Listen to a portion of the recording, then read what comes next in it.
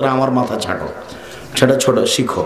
আমার মাথার চুলে এদিকে যাক না এদিকে যাক তাতে আসে যায় না। আমি আব্দুর রাজ্জাক বিন ইউসুফ, আমি ছাত্র জীবন থেকে এইভাবে। আমি যে প্রতিষ্ঠানে থাকি ওই সারা শহরে সবাই জানে আব্দুর রাজ্জাক বিন ইউসুফ। যদি কোনো সময় বাইরে দেখে তাহলে বলবে আরে আপনি নিকাল গায়ে হ্যাঁ তব তো দুনিয়া বাদাল যায়গি। আপনিও বাড়ি থেকে বের হয়েছেন তাহলে তো পৃথিবী উল্টে যাবে।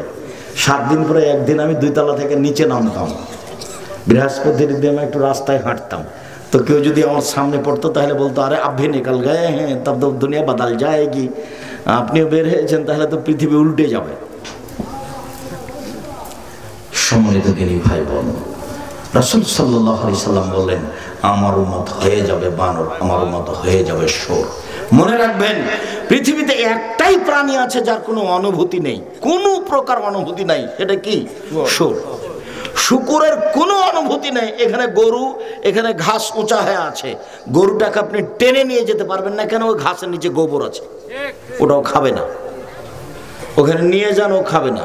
আর যেখানে গরু জবাই করেছেন সেখানে গরুকে টেনে নিয়ে যেতে পারবেন না। তার মানে তার একটা অনুভূতি আছে। বলেন তো অনুভূতি নেই কোন প্রাণীর? শুকুরের। মুসলমান যেদিন অনুভূতিহীন হয়ে যাবে সেদিন এরা সন্ধ্যে থাকবে মানুষ, সকালে হবে শুঁড়। মুসলমানের নিজস্ব নীতি আছে। কতদিন বললাম আপনাকে, মুসলমানের নিজস্ব আদর্শ আছে। যে আদর্শে 1 গিলাস পানি পান করতে কয়টা বিধান লাগে? 5টা। 5টাই আদর্শ, 5টাই আদর্শ। মুসলমানের নিজস্ব আদর্শ আছে। জুতাটা নিজের জুতা, নিজের টাকা দেওয়া, নিজের মতো পড়তে পাবে না। কোন পায়েরটা আগে পড়তে হবে? ডান পায়েরটা। নিজের জুতা নিজের টাকা দিয়ে কিনেছে, নিজের মতো খুলতে পাবে না। কোন পায়েরটা আগে খুলতে হবে? বাম পায়েরটা। নিজের বিছানা মখমল সবকিছু আবার ভালো করে সুন্দর করে আমার স্ত্রী সাজিয়ে রেখেছে, টকটকে ঝকটকে ঘর, আপনি নিজের মতো শুইতে পাবেন না। কিভাবে শুইতে হবে? ডান কাঁধে শুইতে হবে, দোয়া পড়ে। সব আদর্শ।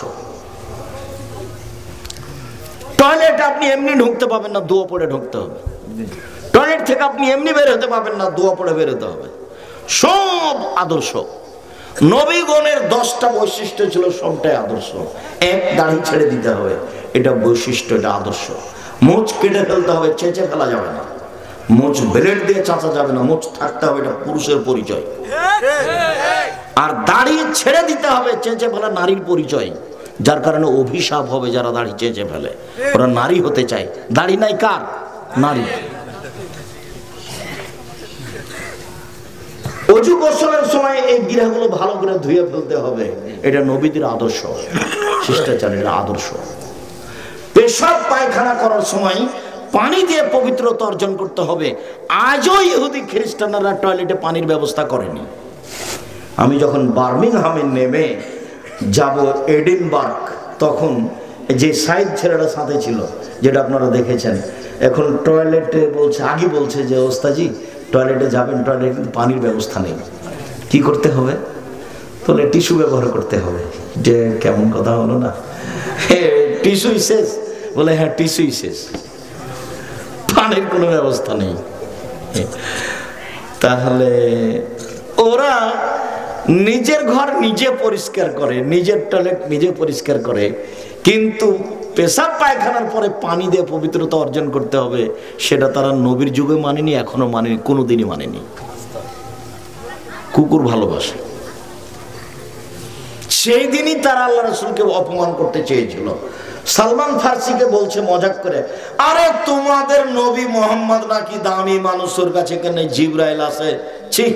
আরে কিভাবে পেশাব করা লাগে সেই কথা বলে, কিভাবে পায়খানা করা লাগে সেই কথা বলে, আবার পেশাব করলে সামনের দিকে আড় করে বসে। বেটি ছেলে নাকি তোমাদের মোহাম্মদ? মহিলা মানুষ নাকি যে আড় করে পেশাব করে? এগুলো কি? তখন সালমান ফার্সি বলছেন, জি আমাদের নবী মোহাম্মদ সাল্লাল্লাহু আলাইহি সাল্লাম বলেছেন দোয়া পড়ে পেশাব পায়খানা করতে বসতে হবে, পানি দিয়ে পবিত্রতা অর্জন করতে হবে। পানি না থাকলে 3 ঢেল দিয়ে পবিত্রতা অর্জন করতে হবে। পবিত্রতায় ডান হাত ব্যবহার করা যাবে না, বাম হাত দিয়ে পবিত্রতা অর্জন করতে হবে। যদি ঢেল না থাকে বেঁচে থাকতে হবে গোবর থেকে এবং হাড় হাড্ডি থেকে। আমার নবী গোবর দিয়ে পবিত্রতা অর্জন করতে নিষেধ করেছেন, আমার নবী হাড় হাড্ডি দিয়ে পবিত্রতা অর্জন করতে নিষেধ করেছেন। একটানা সালমান ফারসি সব বলে দিলেন। এটা বৈশিষ্ট্য, সব বৈশিষ্ট্য, বিবাহের নিয়ম কানুন সব বৈশিষ্ট্য, সব আদর্শ। এটা আদর্শ। এ কোন কথা? কেন তার পোশাক আমার গায়ে? কেন তা আমার মাথার চুল তার মতো কেন? ও তো একটা খ্রিস্টান খেলোয়াড়। অবাক কথা, ওই মেয়েটা তো খ্রিস্টান, ওর পায়জামা আমায়, আমি একটা মুসলিম মহিলা, আমার গায়ে কেন? বোকা মেয়ে। হিন্দু তো হিন্দু মেয়ে বিবাহ হয়ে গেলে কপালে কি দিবে? সিঁথিতে সিঁদুর দিবে, হাতে কি দিবে? বালা, শাখা সাদা দিবে। এটা তার বৈশিষ্ট্য। সে নীতি এড়িয়ে চলতে চায় না। আর আমি মুসলিম, আমি আদর্শ বিক্রি করে চলতে চাই। এরা হয়ে যাবে বানর, এরা হয়ে যাবে শোর, এরা হয়ে যাবে বানর, এরা হয়ে যাবে শোর। রাসূল সাল্লাল্লাহু আলাইহি ওয়াসাল্লাম বলেন, ইন্না মিন আসরাতি শাআত, কিয়ামতের লক্ষণ, রূপালীল বিদ্যা উঠে যাবে, ওয়াকসুরাল জাহাল, মূর্খতা বেড়ে যাবে, ওয়াকসুরাল শারবুল খামরে, মদ পান বেশি হয়ে যাবে, নেশাদার দ্রব্য পান করা বেশি হয়ে যাবে, প্রায় সবাই পান করবে। এটা আর কোনো পাপের কাজ নয়।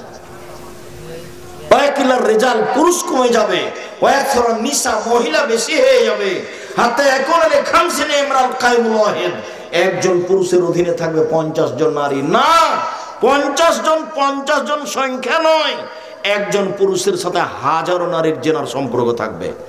এখানে বসে আছি এমন কতগুলো যুবক আছে যার শত মেয়ের সাথে জেনার গল্প হয়।